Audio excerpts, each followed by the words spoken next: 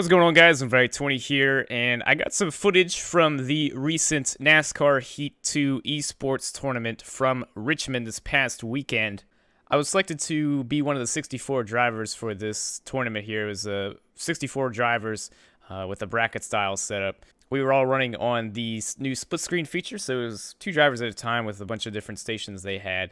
And whoever finished higher would move on to the next round. So I'll talk a little bit more about the setup as the video goes on. Before we kind of get into it here, I want to thank my buddy Spencer for coming with me and videotaping for me. I'll put his link down in the description.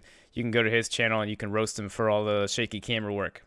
So right off the bat here, they were talking about the event and the future for the NASCAR Heat to like esports world. It seems like that's something they really want to jump into, which would definitely be pretty darn cool.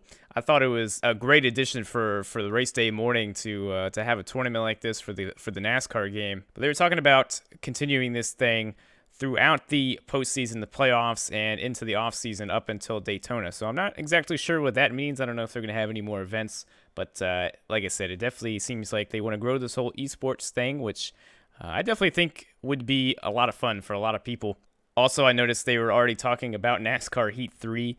While NASCAR Heat 2 isn't quite out yet, it seems like they're listening to a lot of people and they're taking a lot of feedback, and they're going to try to take a lot of that stuff from NASCAR Heat 2 and really get to work on NASCAR Heat 3.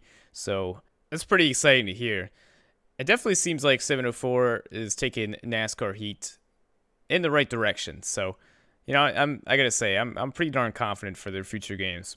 So we'll jump into it. Richmond Raceway on Saturday morning, race day morning for the Cup Series.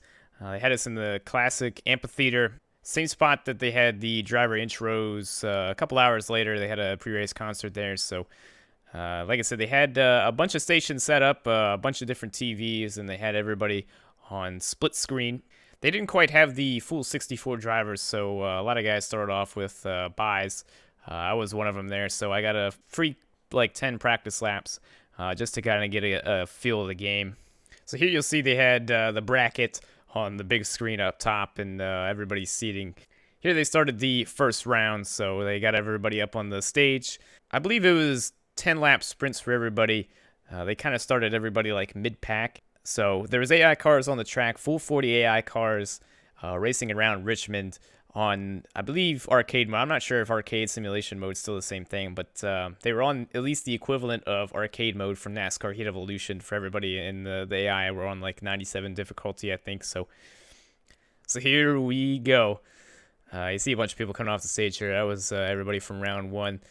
So I was round 2, and like I said, I was on a bye, so I got to go up there and just run some test laps myself. Had to warm up my hands. It was extremely cold race day, real breezy and chilly all day, and there was a lot of wind blowing through the amphitheater, so everybody was freezing. So they had some guy come over here and set me up since they had it set up for split screen. There was basically one car unattended the whole race, so it got pretty messy here once the AI cars got going. So here's some gameplay. So I was on the bottom there. I was Dale Jr. As like the first thing you can see, I ran in there and I ran into a bunch of the AI cars. And the biggest thing that I noticed that I tweeted out was the AI cars. They move around and they respond a lot more to you hitting them. Like I said, this was kind of like on arcade mode. So I was pretty much just bouncing off cars the entire time. You basically just go in there, and there's a lot of similarities from the game last year. Again, I was bouncing off the AI cars and pretty much gaining speed. But if you hit the AI cars right, they definitely move around a lot more. There was one point where I got in the rear of somebody on the straightaway and got them swerving left to right. So it was definitely a big change in that aspect. Now, one thing that I really disliked from NASCAR Heat Evolution that still seemed to be there with NASCAR Heat 2 is that since we were running it at a short track, you'll be able to see it really, really well. When you hop on the brakes going off into the corner, like if you hit it like just a little bit too much, like the whole car just kind of like jerks sideways and four-wheel slides. That's something I was really disappointed to see that was kind of still there. Especially when I was running on simulation mode in NASCAR Heat Evolution, when it jumped sideways like that, like it would just drift and it would knock it would just pretty much destroy the entire corner. Of course, this was just like the whole arcade mode kind of setup, so when that happened, nothing really happened. It just kind of like straightened itself out on its own. But yeah, I was a little bit disappointed to see that. But as you see here, we ended up getting the W. Again, not really racing against anybody, just on the bye, but we won the overall race against the AI cars. So there was round 1. So round 2 here, the first time we got to go against a opponent. This was NASCAR Heat's like first go at the eSports tournament kind of thing, and again, I'm really excited for the whole deal. One thing I was a little bit disappointed about, just with all the racing I've done on a wheel, I was a bit disappointed that we were stuck with the controller and like the arcade mode. Again, their first go at it. I definitely think with a couple of tweaks, they could really make a really cool thing out of this. I would definitely love to like sit down and race with a legitimate setup. But I do really think it was a cool deal with the split screen and the controller. It was just kind of a fun, competitive kind of deal. So here we go, round 2. I was up top as Derek Cope, my competitor Eric Jones there on the bottom of the screen. So this round, I learned a lot of things going against an actual opponent here. The biggest thing that I noticed with this whole kind of tournament thing, as people started to get smarter, a lot of people started to notice the same thing, and that was, well, unfortunately, it's a lot faster to throw it in there and bounce off the AI drivers than it is to actually just like race, which was probably the biggest problem I had with the whole setup. Again, just their first go at the whole tournament, but yeah, unfortunately, again, it was just faster to go in there and kind of bounce off, kind of like New Hampshire NASCAR Heat Evolution. If any of you guys had gone back and watched my career mode when we raced New Hampshire, like it was so tight there. It was honestly 100% faster to bounce off the left sides of the AI drivers and get the car to turn that way. So especially towards the next round, that's probably the biggest thing you'll see is it was just faster to drive that way. But yeah, other than that, not being able to hear the engine sounds, which that was pretty big for me. It was, you get on the apron, it's really hard to hear the RPMs and how the car kind of responds. But yeah, we got off to a pretty solid start here. Just kind of bouncing off the AI cars, sticking it around the bottom. I got Derek Cope going around the fastest he's ever gone around Richmond. But yeah, a 10-lap shootout. Basically, all you got to do is finish in front of your opponents. The AI cars were just kind of there in the way. So that was another thing I wasn't a big fan of, especially since towards the end it seems like everybody was way faster. They were pretty much just in the way. As you see my opponent there, he's knocking away drivers. I was knocking around drivers. The AI cars are pretty slow compared to everybody racing this day. So, but I got to say, it did make it pretty interesting towards the end of some of the rounds. Once the leader started to catch lap traffic, it got really interesting a lot of different times. So there was that. Coming out of turn 4, I know it's hard to see the sunlight. It was not an optimal setup for recording, but we got the dub. GG to our opponent there. That put me on to the round of 16 and keep me alive for at least one more round. On to the next round. We are Joey Gase up top and our opponent Kyle Larson there on the bottom of the screen. So another 10 laps here, and yeah, we got off to a pretty solid start. Again, just throw it off into turn 1 and hope for the best. We got a huge shot from Larson there in the rear end, and man, at this point it's just we're trying to get through traffic, trying to bounce off everybody, and trying to get going fast. But again, not a bad start. Throw it off with Denny Hamlin.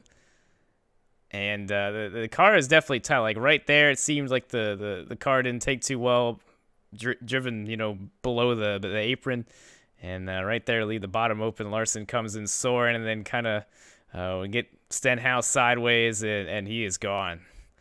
At this point, it's so hard to catch up. He was basically doing the same thing I was, bouncing off the AI cars, nearly bouncing off the walls, going off into 3 there. Traffic was definitely a little bit more kind to him. And at this point, I started struggling. It was, man, the car was tight. Short tracks on the arcade mode.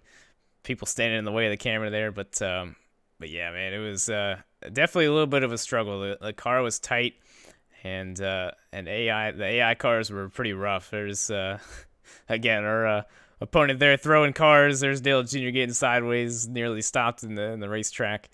And we're just we're trying everything we can to catch up at this point.